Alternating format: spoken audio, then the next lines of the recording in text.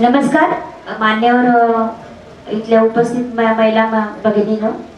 सरांवर आदरणीय श्रीपाल सरने सर यांच्यावर चालते बोलते विद्यापीठ माझ्या रचनेचे शीर्षक आहे ज्ञानाचा दीप ठेवत ठेवणारे,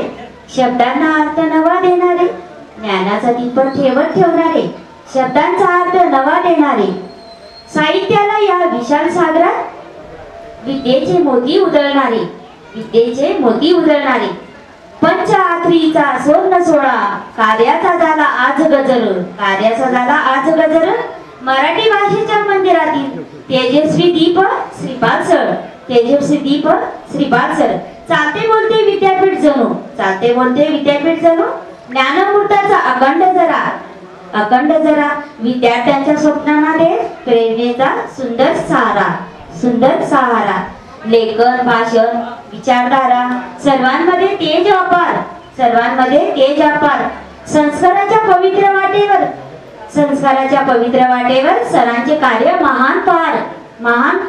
फार, मराठीची त्यांनी सेवा केली, मनामनात रुजवली प्रीती, मराठीची त्यांनी सेवा केली, मनामनात रुजवली प्रीती, साहित्य विश्वात आधार अमर, त्यांच्या कार्याची दिव्य कीर्ती, त्यांच्या कार्याची दिव्य कीर्ती, दीर्घ आयुष्य लाभो सरांना, ईश ईश्वरी चरणी प्रार्थना, ईश ईश्वरी चरणी प्रार्थना, ज्ञान यज्ञ